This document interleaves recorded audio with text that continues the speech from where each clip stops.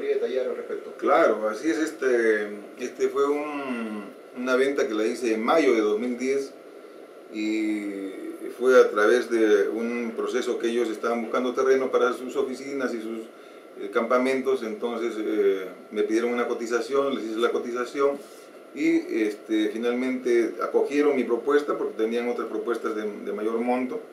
Y eso es lo que ocurrió. Obviamente esta actividad se desarrolló antes de que yo venga acá al proyecto Pasto Grande. Como digo, en enero hice las cotizaciones y finalmente la venta se hizo en mayo. Entonces no tengo mucho que explicar, porque todo es una transacción privada que la hice antes de estar acá en el proyecto Pasto Grande y no tiene ningún condicionamiento de ninguna clase. El monto, ingeniero, de repente podría llamar la atención en cuanto a la cantidad de hectáreas también que se ofertaron. ¿Cuál fue el monto?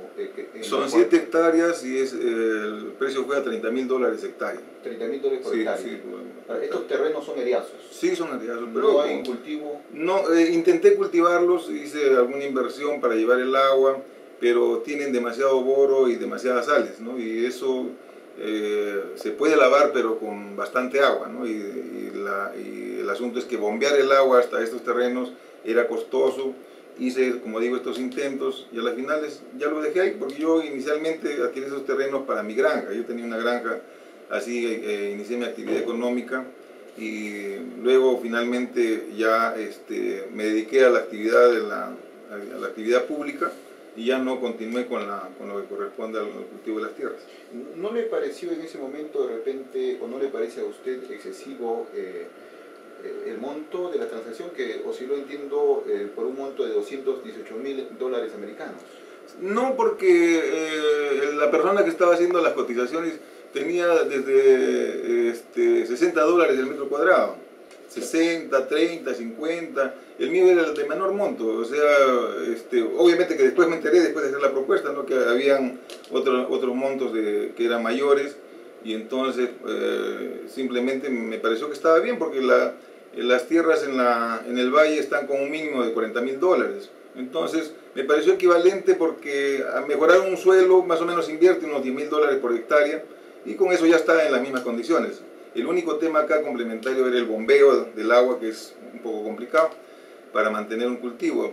Pero por lo demás era un precio totalmente razonable. En este momento se puede ver cuáles son los precios que están en el valle y están en el monto razonable. ¿Cuánto costó a los agricultores que se encuentran ubicados en el sector de San Antonio la hectárea, por ejemplo? Ellos tuvieron el precio que ellos pagaron fueron $400 por hectárea. $400 por hectárea. Sí. Si es que Anglo American hubiera querido comprar estas 7 hectáreas en el sector de San Antonio, hubiera tenido que pagar un promedio de aproximado de $3.200. En realidad, las oportunidades de poder vender un terreno son bien aleatorias, ¿no? Por ejemplo, estos terrenos que son de alfalfares, que están acá bajando hacia el hospital, esos están a $600.000 la hectárea, $600.000 la hectárea, 600.000. Yo lo que cobraba es 30.000. O sea, es una diferencia enorme. Son alfalfares que están ahí bajando. De acuerdo al terreno. Mucho tiene que ver la ubicación. ubicación. Entonces, por ejemplo, estos terrenos están justo frente al grifo Copacabana, que están aledaños, si se quiere, a la Panamericana. Entonces, es una ubicación bastante interesante para efecto de los fines que ellos necesitan. Ahora, terrenos como San Antonio, que están allá en una parte alejada, ya se complica la inversión, hay otros gastos que hay que hacer. Pero en todo caso, quienes decidieron en ese momento fueron ellos, ¿no? De buscar su mejor opción. Ellos tenían todo un abanico de opciones, ahí habían 8 opciones sobre las cuales tenían que elegir, y eligieron por esta, ¿no? La oferta que usted puso como propietario del predio fue de $3 la hectárea. Sí. ¿No hubo una contraoferta por parte de la empresa? No, pero ellos era la menor de todas las que tenían, ¿no? ¿No quisieron rebajarle más? No, en realidad no hubo regateo, porque simplemente yo me puse en contacto con ellos el rato de ir a firmar la escritura, no antes, ¿no? Había un intermediario que estaba buscando los terrenos que le habían encargado, pero nada más, no tuve oportunidad de ver que sea más o menos, porque ellos tenían unos montos referenciales de lo que ya habían cotizado en otros lugares. Como digo, esos terrenos alfafares de acá que todavía están con alfalfa, estaban $600.000 la hectárea, ¿no? O sea, son temas totalmente distintos. Ellos seguro tienen un terreno para habilitación urbana, lo mínimo que está es $50 la hectárea, ¿no? Eso ya es un precio de mercado. Ahora, ¿usted no sabía para quién estaban cotizando? No, sí sabía. ¿Sabía que era para Agroamérica? Claro, claro. ¿Y sabía usted el objetivo de repente de la empresa? Claro, era para su campamento, para hacer sus oficinas, ¿no? Y están muy cercanos, están a 7 kilómetros de Moquegua, es una distancia bastante prudencial, ¿no? Además, los camiones que seguramente van a venir de Lima entran por Montalvo y están cerca ahí, ¿no? Para no entrar a la ciudad. O sea, tenía ese tipo de ventajas. Correcto, ingeniero. Mucho se comenta, se habla de que esta compra-venta habría incidido en algo, en su decisión, en apoyar, respaldar algunas propuestas de la empresa, básicamente respecto al tema del elemento hídrico. ¿Qué tiene que indicar al respecto? Ese es un tema bien interesante. Justamente la propuesta se hizo en enero, la transacción se hizo en mayo, y yo en octubre fui designado presidente de la comisión para evaluar el agua para Quillabeco, del Colegio de Ingenieros. Y en ese momento, el estudio que hicimos fue que ellos deberían usar agua desalinizada. Y costaba 2.200 millones llevar el agua desalinizada hasta la mina Quillabeco.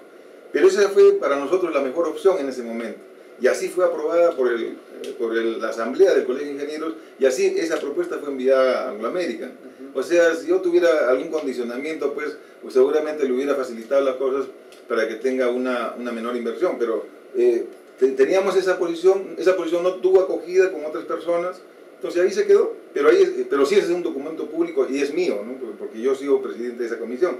O sea, eso creo es la mejor muestra de transparencia, que esto fue una transacción totalmente incondicional. Después, cuando he estado de coordinador de la Comisión de Recursos Hídricos de la mesa de diálogo, se han tratado dos temas.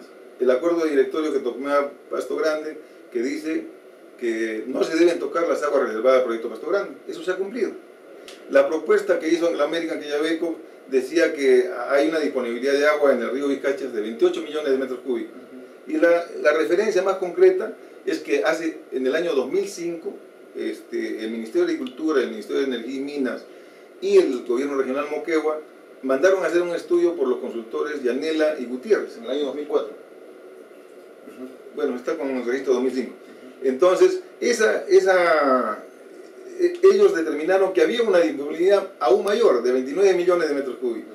Entonces, además de nosotros, que éramos una comisión de 8 representantes de las instituciones, analizamos todo el proceso que ellos han realizado para llegar a esa cifra. Nos pareció que estaba coherente. Además de este antecedente que no estaba condicionado con nada, ya habían determinado que había 29 millones. Entonces, y esos mismos son los elementos de juicio que finalmente la Autoridad Nacional del Agua los ha tomado en cuenta. Entonces, no hay nada que esconder, no hay ningún apoyo especial a Anglo American Quillabeco, porque lo que se ha cumplido son las dos cosas. La primera es que es un estudio que está bastante consistente y es coincidente con uno que se ha hecho el año 2005, o sea, hace 7 años, que no tiene nada que no estaba condicionado con esta situación de ahora. Y lo otro, que no se tocaran las aguas de Pasto Grande. Ingeniero,